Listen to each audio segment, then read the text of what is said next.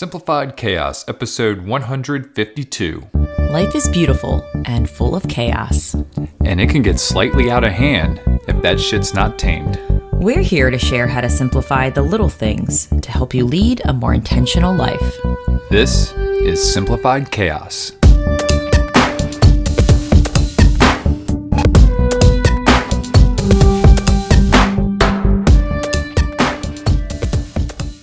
Hey, wonderful friends. Welcome to Simplify Chaos. This is Jillian, and I'm with my husband and co-host, Nicholas. What's going on, folks? We hope you are having an amazing week. Daylight savings happened. We're in daylight savings hell with our toddler. It's not that bad. I'm over-exaggerating. Yeah, you are. But we're recording a little bit later in the evening just because we're making some adjustments to the time. So, yeah, we're doing that. But we've got another great episode here for you as always. Jilly, what are we going to dive into today? Today's topic is all about simplifying hosting. Yeah. About simplifying hosting. There you go. I mean, we could come up with a cooler tagline for it, but yeah, we had some visitors. My goodness. We've had a lot of visitors now that we've moved out of state, and we've learned a thing or two just how to bring more ease into, having people over, staying the night, hanging out, and so it's not so overwhelming. Yeah, no, it was a very successful weekend, and we're going to dive more into that. But before we start this episode, as always, we love to show a little gratitude. So, Jilly, what are you grateful for this week? I am grateful for my stepmom, Tanya. Oh. So when we went to Arizona to visit my dad and her, she cooked a whole chicken. Yes. And I kept telling her, I'm a little terrified to cook. I've never cooked a whole chicken by myself. I've seen my mom do it. I've seen my grandmother do it. I don't know what it is about, cooking a whole bird is just a little intimidating. And she was there to kind of reassure me. It's not that hard. And she kind of walked me through how she did it. And it was really not that many steps. And she made it sound so easy. So I'm like, all right, I can do this. So we had a whole chicken that we bought. And in the freezer, we took it out. I was like, this thing's happening. Yeah. I'm going to conquer the chicken. And it was like the easiest thing ever. I took out the giblets or whatever. They were already in a bag because they're like that when you buy them at the grocery store. It was an organic chicken. But anyway, just did a butter herb rub on the bad boy and stuck it in the oven for an hour and a half. And voila, that was it. You made that bird your bitch, Jill. It's my bitch bird. Yeah. It was delicious. I'm glad. It was fingers crossed. I hope I don't screw this up, even though it seems really easy. So I was just really excited that I finally dove in and experimented with cooking the bird, and I cooked the bird. Yeah, and we have leftovers, plenty of leftovers, and I'm excited to tear them bitches apart tomorrow and make some chicken cheesesteaks. Yeah. It's going to be good. Minus the bread. Yeah. And dice up some onions. Cook that chicken. Put some cheese on it. Well, it's already cooked. You mean just heat it up? There's some juices in there. The au jus. And it made some delicious herb butter juices. That's what's up. But yeah, so what about you? I'm grateful for another successful visit from some dear friends, and which is what we're going to be talking about today. And I guess we can kind of set the table.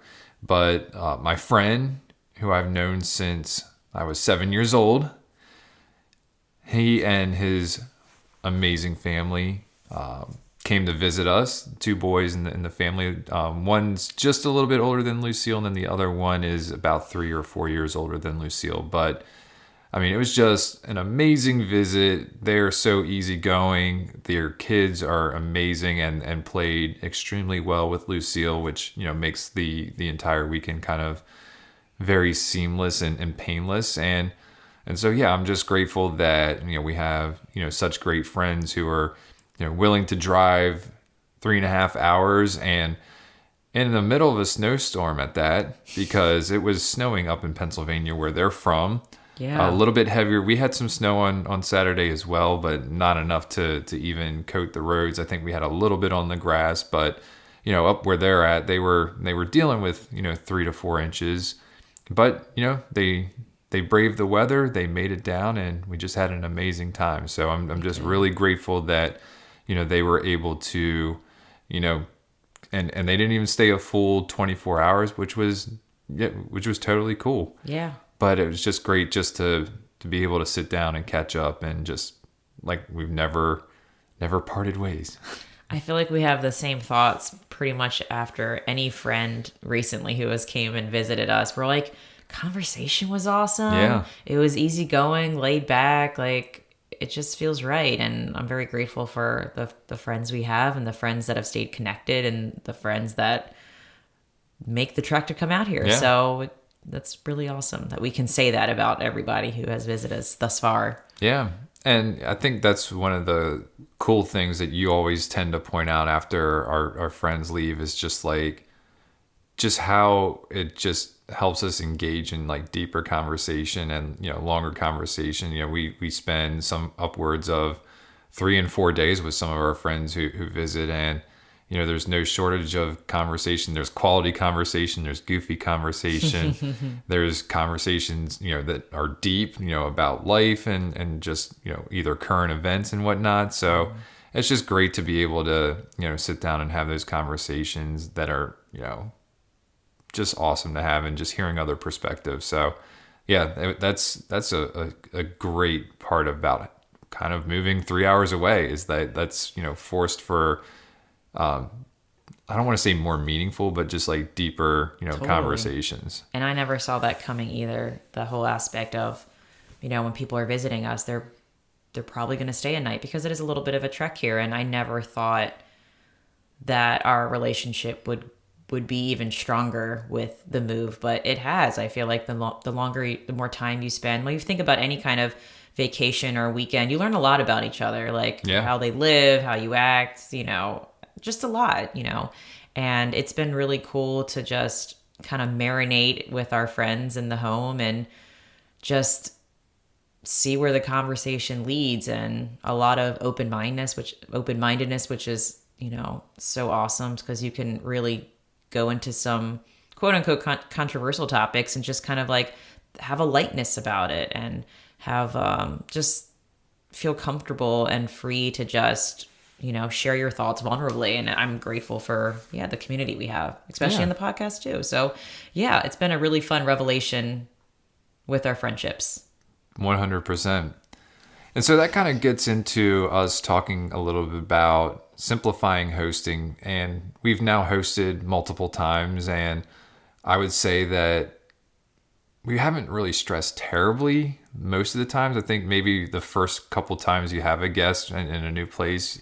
And I think one of the things that we want to do is that we love this area so much, is that we want to show them all the things that we, the reasons why we fell in love, the places we fell in love with. And, we know that you just can't do that in a weekend. No. And so, we've really done a great job of just kind of being mindful and saying, hey, there's a couple places we could potentially go, or, we try to let the people who are here kind of lead, what they want to do.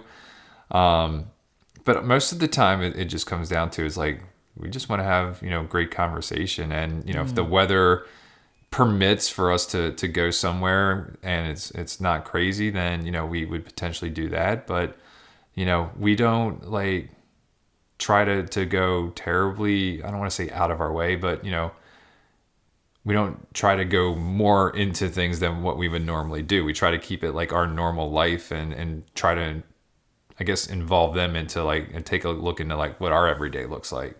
Yeah, I was kind of having this reflection with Nick. We went to a coffee shop and we were just kind of reflecting over the weekend. And I was saying how I think this is my perspective, when I host, I create this narrative in my head, like, oh, I need to cater to everything that our guests are going to like, or what they eat, or what they desire. And I need to focus on that to make them happy, to make them feel comfortable. And I kind of had this pivot through all the hosting, that it's way cooler when you just create the space where it's your time to shine, to show the guests your values, what your favorite foods are, what you like to eat, how you live, basically. So it's kind of turned into hosting instead of trying to stress and cater to everything that our guests would like, which we do leave space for that conversation on what they want to do and activities wise. But when it came to like everything else, it's like, we're still going to use our cloth napkins that we use at home. Right. We're not going to buy all these paper products just because we think maybe that's what they use at home.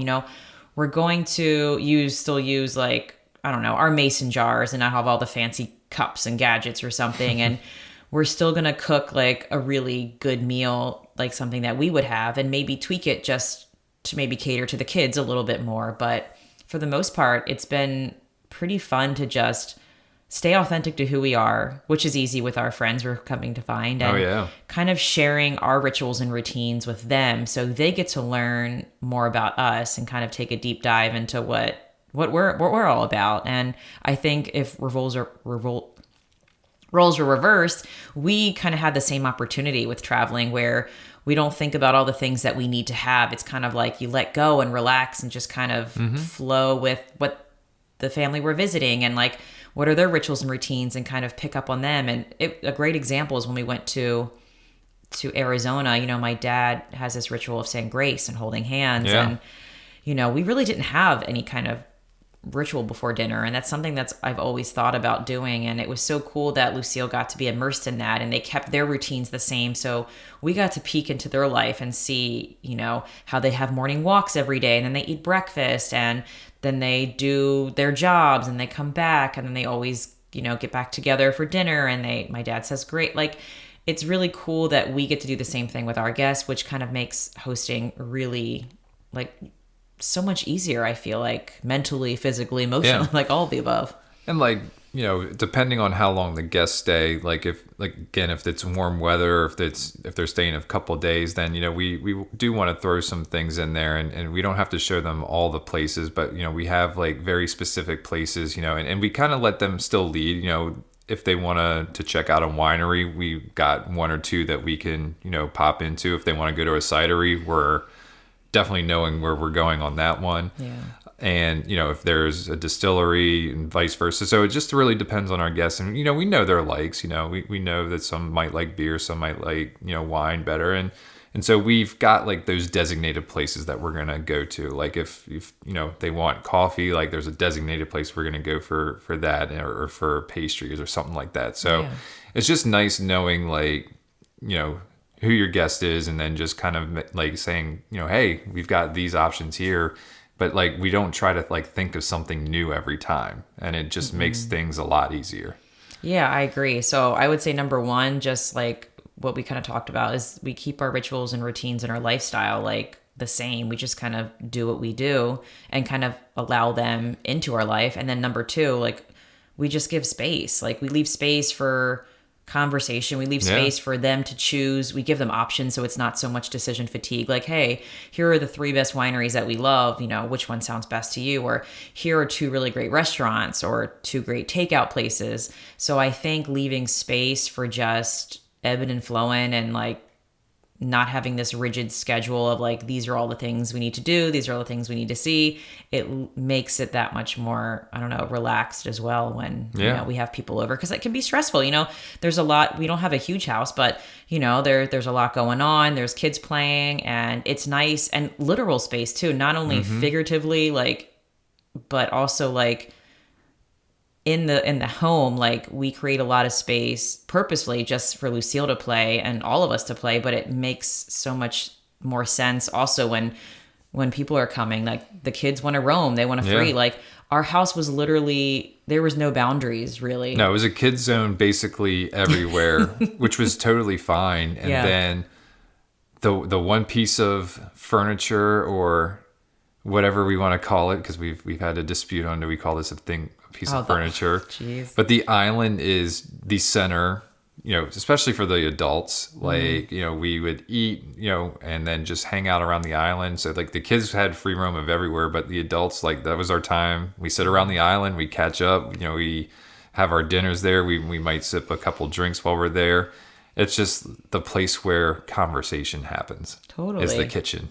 Yeah, and I don't know, our space is like our door is always open in our bedroom and our beds are low because we don't have bed frames. So like the kids were in our room at one point like playing with like the stuffed animals and figurines, and then at one point they were in Lucille's room, and then like they were just all over, and it was so cool like to feel comfortable knowing that like, hey, we've got a lot of open space in our room and it's a free range for like the kids just explore and go wild. Like, so it was comforting just knowing that, yeah, we have space in kind of all capacities when we have friends over, which makes it that much more comfortable and relaxed are going to be the words I'm probably going to be using a lot. And I mean, we were pretty much on lockdown this weekend when they were over because it was butt cold outside. I mean, it was like the day kept on getting colder and colder as it went on. And by the time the snow stopped and the actual sun came out, it was like 25 degrees and the wind was blowing 40 miles an hour. So the kids did go outside and play soccer for like 10 minutes and then called it quits because it was damn cold out there. But, you know, being in the house, like you said, just having it open just made it a lot easier to just stay in, stay cozy, and have the kids do their thing while we play catch up with our good friends. Yeah. And something else that I think really kind of helped simplify the whole hosting process was that we have furniture that is open-ended and toys that are open-ended. So like, even though the age difference was different with the kids, it was like we had balls, we had blocks, we had dinosaurs, we had paper and ladder and a slide, craft supplies. Yeah. So like most of the toys that Lucille has are like open-ended for like any entry point, like any age range. You can find a way to use it in some capacity. So it was really cool seeing how the older kids were still having fun with what we have. It wasn't like we should probably get this because that's more their style, or we should probably have these things because they're older. It was like, no, like they're diving into our world. They're going to explore our things and what we have. And it was so cool to see them get so creative with the limited things we did have. And then our bed situation, we were pretty purposeful about finding a bed that we could fold up and put away when we don't need it or when we don't have guests, but also the bed that we chose can turn into a couch or a jumping contraption of any sort. Like there's it's just basically a foldable mattress. I wouldn't even call it a bed, but it's like a foldable mattress. Or even like a workout mat. Think of a really thick workout mat, but that's extremely thick, Nick. But what I'm saying is it's made of memory foam instead of like mat. So like it's 4 inches thick and it's queen size. But yeah, it folds up really nicely. Lucille uses it as a couch in my office if she needs to chill in there for a little bit. It's very versatile. It's easy for us to store, and it's quite comfortable. It is. And I love that, you know, we can put it away, we can get it out. It's just like this open-ended piece of furniture that makes hosting a lot easier and stress-free, because it's like, hey, we've got extra bedding and it's really comfortable and we can put it away when we need to and not stress about it. And even seeing the kids play with pillows and blankets, like they just took the pillows and blankets that we had and they were like, the floor was lava. They were making a trail and bridges and stuff. And it was like, it was just a cool experience seeing like, we don't have to have all the things. We don't have to entertain, quote unquote, entertain. It's like, you know, this is what we have. It's enough. And letting our guests experience that in a nutshell, I guess. Yeah, absolutely. There was something else I wanted to say. Oh, okay. Yeah. I don't know if you had anything else, but the last thing I think simplifies hosting is, okay, there is 2. Number one. Well, the next one, I think like baking something, I found so much joy in baking cookies before they came, and just a little bit less stress knowing that like, hey, I don't have any food, like we don't have a meal right now, but just knowing that there's something there if somebody's hungry. Yeah. So like having something fun for like your guests to like nibble on and not feel stressed, like, oh my God, should I be cooking a meal? Should I be doing this? It's like, no, just put out the one thing and like, hey, if you're hungry, it's here. If not, it's cool too. Yeah. And then the last thing I would say is that cleaning right after guests leave, that has made me so much happier. Like literally as soon as our guests leave, I think we have this ritual now where we clean the sheets, we vacuum, and then like the house just hits a reset button pretty quickly. Back to normal. And it makes it makes it less overwhelming in my head, I would say. The mental stress of like the chaos of, maybe a little bit disarray or, just it being really lived in that weekend. It just makes it, I think, better knowing that like right when our guests leave, we do like a quick clean and then we're like, all right, this is cool. Let's play. Let's have fun. Our Sunday. Right? Yeah. So I did want to add that point because I know it's something small, but it definitely makes the process, I think, a lot easier knowing that it doesn't linger on and like, oh, this is what I have to do. I have to clean these towels and I should do that. It was kind of like, no, like grab a cup of coffee and like just get it done. It was That's like, right. I don't know. When we work together, it makes it a lot easier too. Absolutely. Cool. We're a good team here. We are. All right. So I'm sure you've got some resources for our listeners. I do. Drop it. Okay. So it was a blog post, of course. And it was hard. So it was hard to find a blog post on just like hosting friends and family overnight. A lot of it had to do with the holidays, but I kind of cherry picked some of the things that I thought like mattered for our scenario. Got it. Okay. After years of hosting out-of-town guests, including my in-laws, I have found that really only two things matter: good food and rest.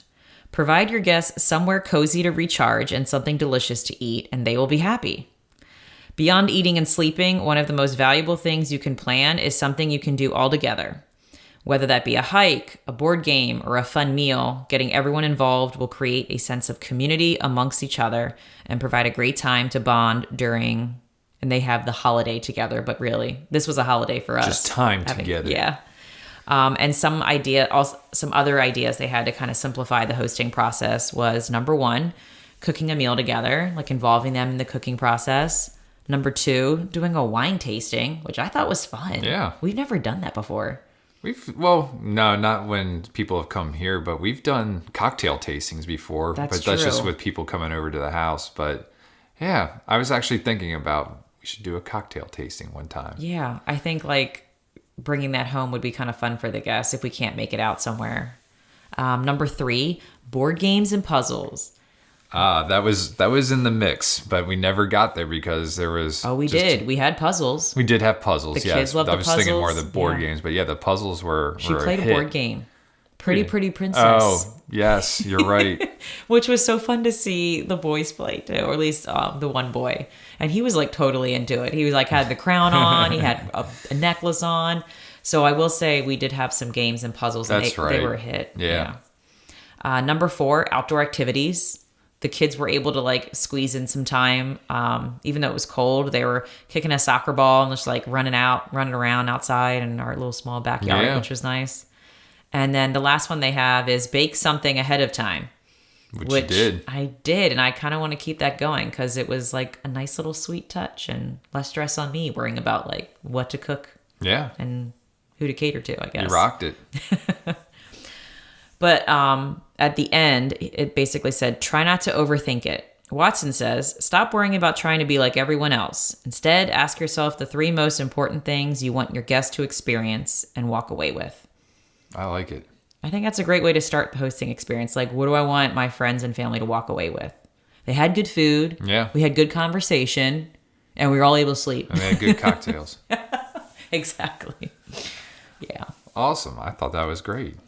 Well, thank you, sir. Yeah, good resource. Okay. Applicable not just for holidays. Exactly. Yeah. It was really hard to find one just for like general hosting. And I was like, all right, I'm gonna make this Or you work. can watch the movie House Guest with Sinbad in it. Never seen it. Oh my goodness. It's fantastic. I'm sure we can Put learn it a lot put of it on things. your Netflix, people. Oh, man. All right, and your quote of the day, Jilly? The quote of the day is by Sasha Tozzi or Tozzi, I'm not sure.